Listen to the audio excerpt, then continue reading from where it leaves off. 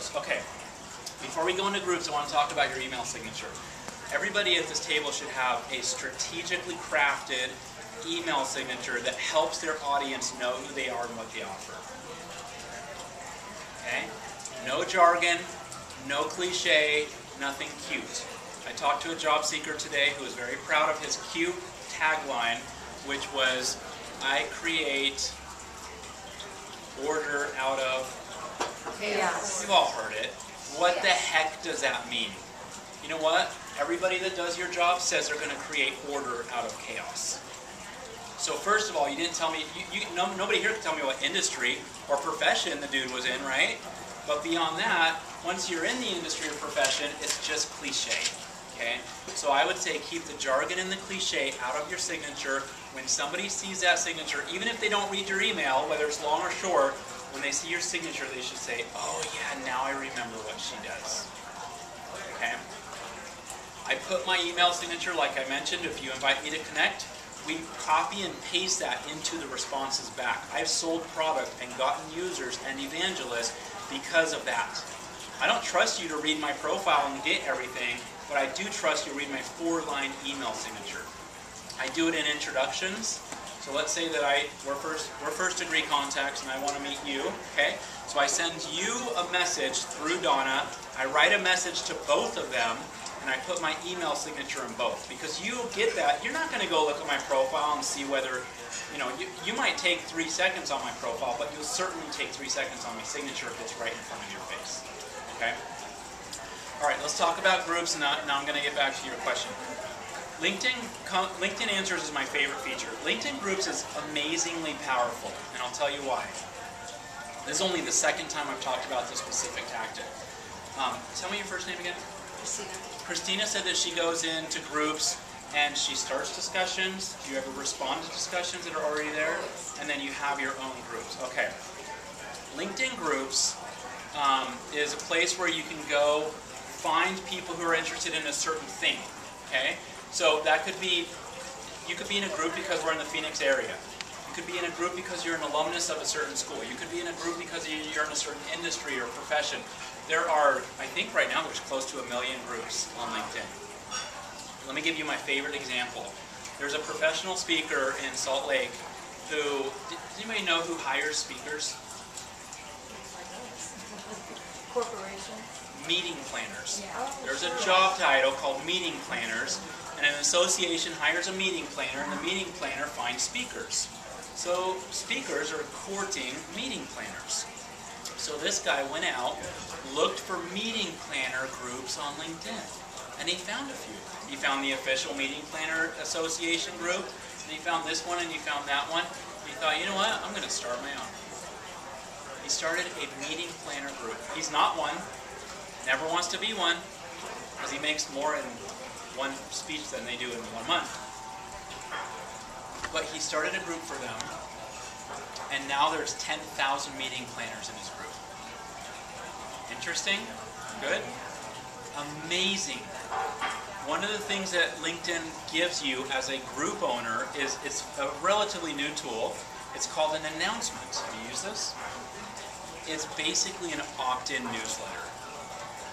If you are the group owner, you can send an announcement, which means an email. And who checks their email every day? Right?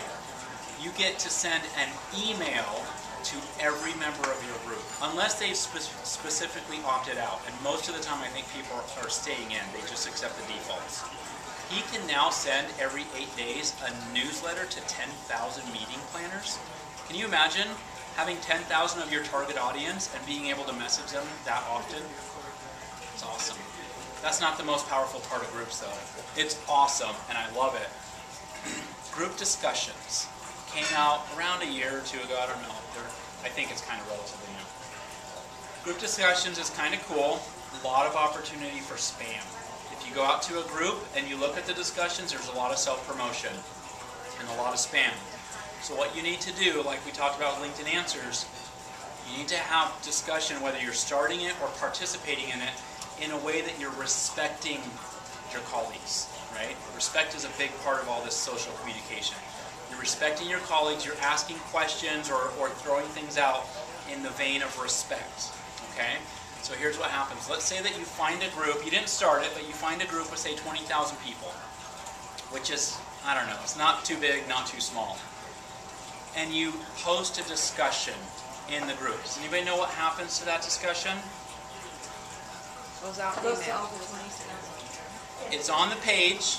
It also goes out in an email. So Email, people yeah. get an email that says, on this group, here's the discussions. If you're in a small group, guess what? You might be the only discussion. If you're in a really big group, there's a group I know that has over 100,000 members. It's like pages long. I don't do anything there because my stuff will get lost in the mix. Go ahead. I just have to say, Jason, this is interesting you're talking about this because I belong to the National Third Association group. And there's a guy who writes an article every single day that has to do with some type of job search oriented issue. And I'm here to tell you, I mean, I connected with him and he and I talked back and forth, but he is, I kind of think of him as an expert in my own field. And so, and he does every single day. I get an email from him with whatever his article is that day.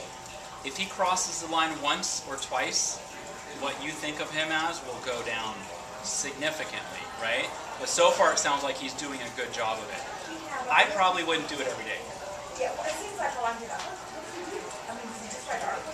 Well, I mean, I write, and I'm like, you know, when I write, I have 2 blogs, and I write an occasional article for things, and I'm like, that takes a lot of time. Takes a lot of Think work. about it, and a blog has to be very succinct and capture someone's attention and ask a question for call to action. But I did go to one of his articles, and you go all the way through at the very end, tries to say something. I'm like, oh, bummer, dude, this is not right. Yeah. I would say at the very end in a bio, like Jason Alba has this and here's his DVD or something like that, I would say that's generally acceptable.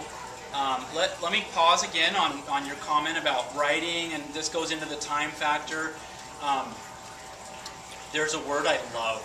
It's repurpose. Repurpose your content. You write a blog post. Remember I talked about blogs on Facebook and Twitter and LinkedIn? Take your blog post and repurpose it throughout your channels. So take your blog post, put it in Twitter, have that be a Facebook status, Facebook note. Those are 2 automated things. Go out to LinkedIn, put it as a question, put it as a group discussion, put it in an article and have it posted online, right? I mean, there's a lot. Put it in your newsletter, repurpose content, and help shrink down the amount of time and mental bandwidth.